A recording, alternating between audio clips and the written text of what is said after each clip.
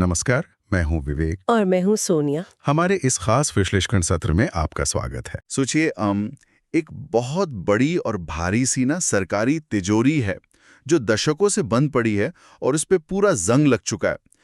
लेकिन अचानक से कोई उस तिजोरी की चाबी सीधे एक प्राइवेट कंपनी के हाथ में थमा देता है। हाँ, और वो तिजोरी असल में आंध्र प्रदेश का जोनागिरी प्रोजेक्ट है, जो आज़ादी के बाद भारत की पहली बड़े पैमाने की प्राइवेट सोने की खदान है। तो आज हम इस गहरे विश्लेषण में ये समझने वाले हैं कि ये जो प्रोजेक्ट है वो भारत की अर्थव्यवस्था और सोने पर हमारी जो इतनी भारी निर्भरता है उसे कैसे बदल सकता है। बिल्कुल। तो चलिए इस पूरी बात की परतें खोलते हैं। देखिए, जब 2001 में भारी लागत की वजह से ना वो कोलार यानी केजीएफ बंद हुआ था, तो ऐसा लगा था जैसे भारत में माइनिंग अब हमेशा के लिए खत्म ही हो गई है। अब दशकों बाद अचानक से ये प्राइवेट कंपनी कहाँ से आ गई भाई? हाँ, तो ये ना रातों रात नहीं हुआ है। मैं आपको बताती हूँ। असल में सरकार ने एमएमडीआर एक्ट में काफी बदलाव किए हैं। मतलब अगर आसान शब्दों में कहूँ तो खनन के जो पुराने और काफी सख्त नियम थे ना, उनमें ढील दी गई है। अच्छा, ताकि नए लोग आ सकें। बिल्कुल, ताकि जियो मैसूर सर्विसेज और डेक्कन गोल्ड माइंस जैसी जो प्राइवेट कंपनियां हैं वो अपना पैसा और अपनी आधुनिक तकनीक लगा सकें। और ये ना सिर्फ एक खदान नहीं है, बल्कि एक बहुत बड़ा पॉलिसी ब्रेक थ्रू है। तो क्या उन्होंने बस यूं ही कहीं भी जाके खुदाई शुरू कर दी? मतलब कोई रिसर्च वगैरह? अरे नहीं, ऐसा नहीं है। उन्होंने बाकायदा धारवाड़ क्रेटन बेल्ट को चुना है। ये धरती के अंदर मौजूद वो काफी अप्राचीन चट्टानें होती हैं जहां सोना एक तरह से छुप के बैठा होता है। यहाँ करीब 13 टन का प्रूवन रिजर्व है। 13 टन? पक्का? अरे वाह! हाँ, मतलब जमीन की ना वैज्ञानिक जांच से ये बिल्कुल पक्का हो चुका है कि वहां कम से कम 13 टन सोना तो मौजूद है ही। और आगे चलकर ये आंकड़ा 40 टन तक भी पहुंच सकता है। क्योंकि लेकिन 13 टन सोना निकालना ना कोई बच्चों का खेल तो है नहीं। क्योंकि जब भी हम सोने की खदान के बारे में सोचते हैं तो वो नदी किनारे छलनी से मिट्टी छानने वाली तस्वीर दिमाग में आती है। पर इन प्राचीन भारी चट्टानों के साथ तो ऐसा नहीं होता होगा ना? बिल्कुल नहीं होता। इसे हार्ड रॉक माइनिंग कहते हैं। इसमें पहले जमीन को ऊपर से खोदा जाता है, जिसे हम उथला खनन कहते हैं, और फिर गहरी चट्टानों को निकाल कर ना उनकी और प्रोसेसिंग की जाती है। और यहाँ दिलचस्प बात यह है कि ये और प्रोसेसिंग जितनी लाभदायक है ना, उतनी खतरनाक भी है।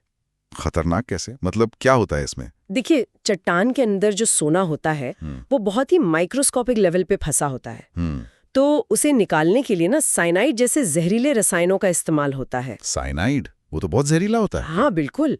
साइनाइड यहाँ एक चुंबक की तरह काम करता है जो सिर्फ सोने को चट्टान से खींचकर अलग कर देता है। लेकिन अगर वो साइनाइड वहां की मिट्टी या आसपास के पानी में मिल जाए तो बहुत नुकसान होगा।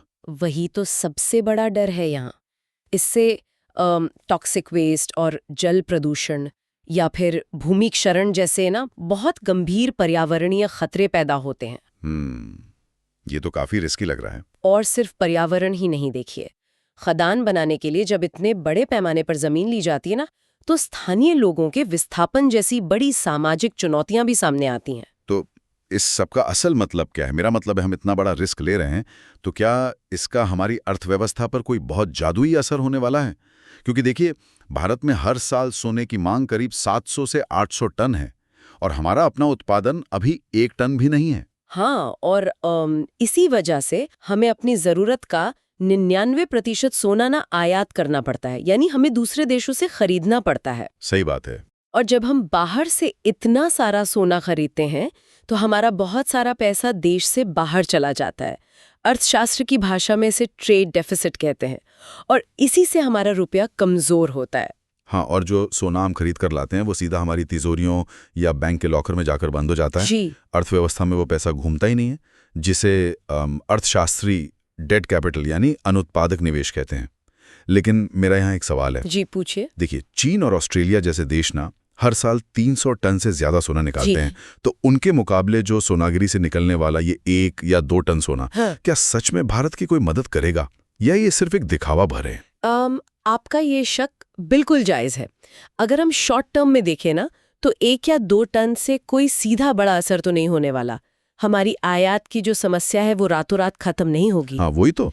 लेकिन लॉन्ग टर्म में अगर देखें तो यह एक इन्वेस्टमेंट मल्टीप्लायर का काम करेगा। अच्छा, मतलब एक तीर से कई निशाने लगने वाले हैं। एक तरह से हाँ, आप ऐसा कह सकते हैं, क्योंकि अगर ये जूनागिरी प्रोजेक्ट सफल रहा तो विदेशी कंपनियों का ना एक भरोसा बढ़ेगा।